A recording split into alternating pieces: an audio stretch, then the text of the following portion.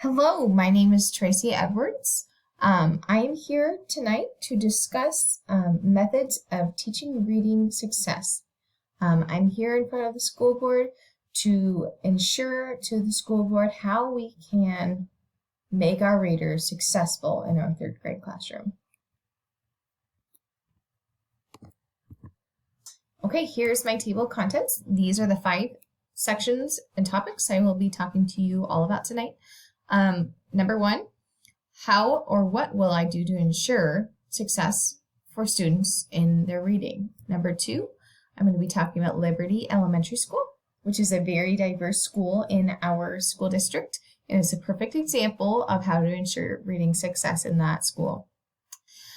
Topic 3, I'm going to discuss the 7 pillars of effective reading instruction. And 4, I'll be taking any questions from the school board tonight about their ideas, questions, or possibly things I can clarify. And 5, what is a plan and how is going to be carried out? So I'll have those 5 things within my presentation tonight. All right, so here's my presentation. How do we ensure reading success? Okay, why literacy? Why is it so important? Well, today, literacy is viewed as a tool for achieving academic, economic, social, and personal goals. Teaching literacy allows students to learn so much more than just what's in the classroom.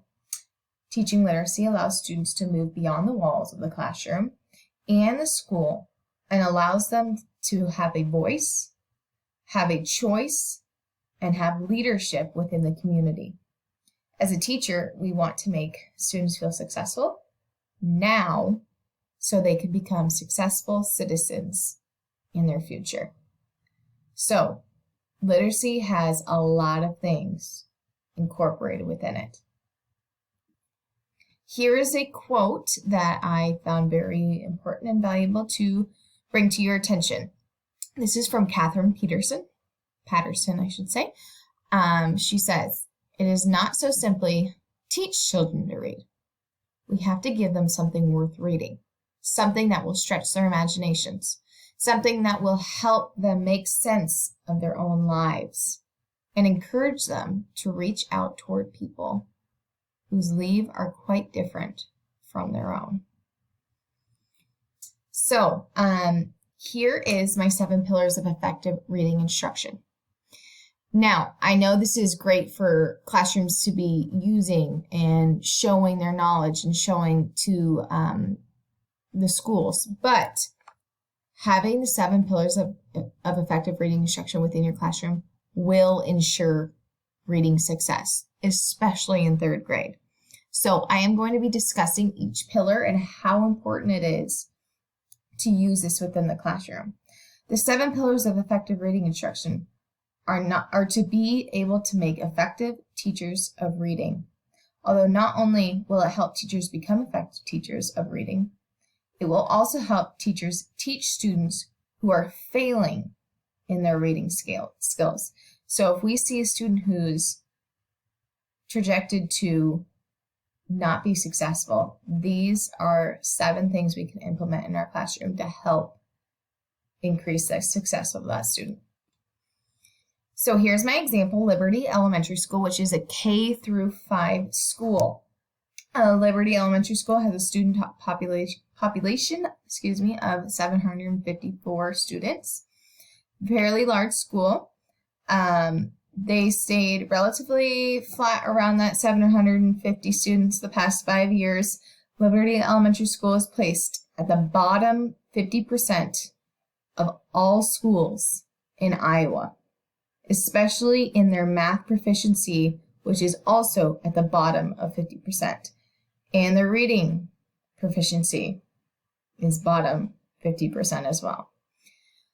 Here is a graph I created of the ethnic groups within Liberty Elementary School. Starting from left to right, American Indian 6%, Asians 3%, Hispanic 51%, African American 9%, white 19%, and Hawaiian 2%. So a very diverse school, many different backgrounds coming to the school. So I think this is a great example to use to show how these 7 pillars of effective reading can help implement into the classroom. All right, step number 1. So teacher knowledge. Teachers influence student academic growth more than any other single factor, including families, neighbors, and schools that students attend. Therefore, the teacher will know many different interventions and skills that the student will need to help for their reading success. Pillar number 2, classroom assessment. In order for the student to receive an exact intervention, the teacher will need to assess their reading skills. An assessment will give a window of opportunities to allow a teacher to give especially specific design instruction for the student to ensure success. In giving assessments, this will also allow the teacher to view if there's a trajectory of failure. So giving assessments can look like many different ways. There are several different reading assessments that we can do for these students. We can record that data and graph it along the years or throughout the year.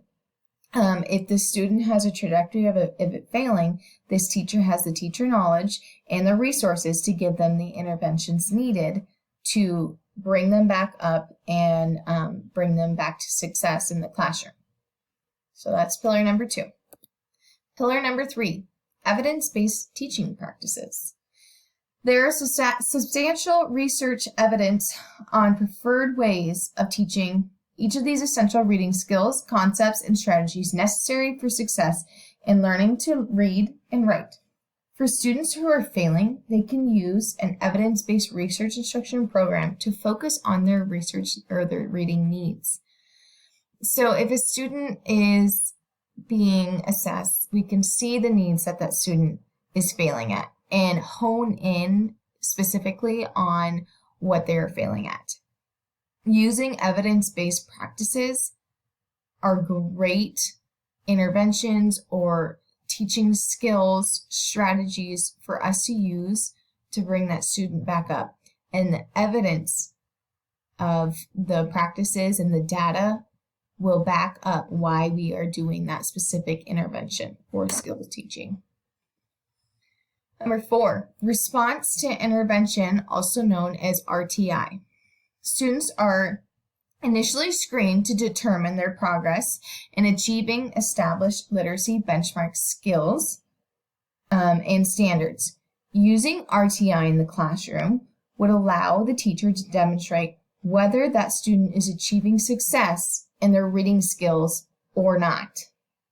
This is when the teacher can determine the best intervention to help their reading skills. Additionally, using RTI, the teacher can differentiate several literacy skills within the classroom. So this would look like a small group reading structure to really work one-on-one with some students who are failing based upon their assessment that was given to them. This intervention is great for them to really focus on the reading skill at need and hopefully bring them back to grade level expectations or close that gap a little bit more so they can be successful in that classroom in their reading skills and moving on in their future student years. Pillar number 5, motivation and engagement. For students to have success in their reading skills, they need to be able to have motivation and engagement in the classroom. This is very essential for the teacher to provide motivation and engagement for the student to stay committed to their reading skills. As a fundamental part of providing effective reading instruction, research clearly demonstrates the power of motivation on a student's reading achievement. There are so many times that students don't read at home or don't choose to read when there's off time throughout the day. This is why we need to motivate them and keep them engaged within the classroom so that we can keep the reading happening and keep them excited about reading and maybe move on to a chapter book or series of chapter books within the classroom. If the student is not at that kind of grade level yet, we still need to encourage them to keep reading the books they can, to just be excited about reading and interested in about something. And we also need to be communicating this information to our parents as well. Step 6, technology and new literacies. Using technology in the classroom allows for many different reading strategies for students to complete. Using computer-assisted instruction can allow students to have an overall better learning experience in the classroom. The technology that is online can help students using online reading strategies such as comprehension strategies, fluency strategies, and several different multiple sources. Using technology also allows us to track and grab the student progress through the year to monitor it closely. We can monitor these students using the data that this technology provides us. So this would be a big time saver on the teacher to pull up that data that that student is currently working on and see if the technology can help assist you in figuring out what literacy or reading skill is that student needs to work on. And step 7 is all about the families and communicating to the families. So many parents are unaware of what's happening in the classroom for several different reasons. Some might not have the communication available, so these resources can be used at home, and parents can have a huge bank of knowledge using these resources to start understanding what their student is learning in the classroom, and to help those students who are failing behind, because education doesn't stop when school's out.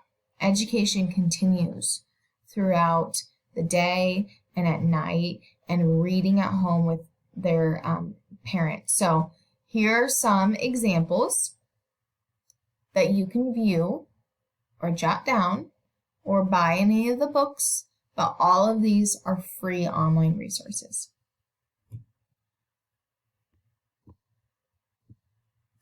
Okay, and this brings me to my last slide, my plan.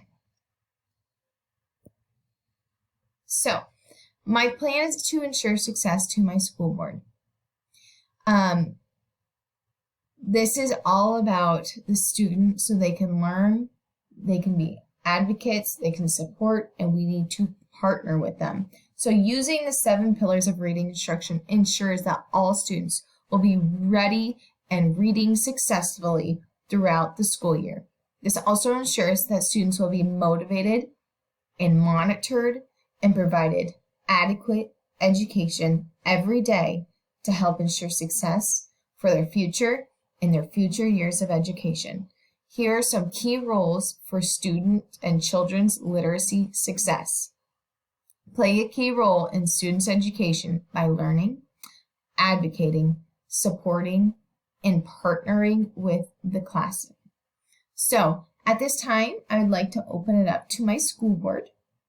If there's any questions, anything I can clarify on. This has been a pleasure for me to present this to my school board tonight. I think implementing the 7 pillars of reading success within the classroom and having those reminders out there for all teachers to use will help with our failing students and will help for us to close the gap, ensure reading success, and hope that our reading skills for students will increase in the future. I feel like so many things have not been implemented properly or correctly, and this is why we see our scores now. So if Liberty Elementary School would like to implement this, this would be great, especially in 3rd grade, because those students really need it there. Thank you for listening to my presentation. Have a good night.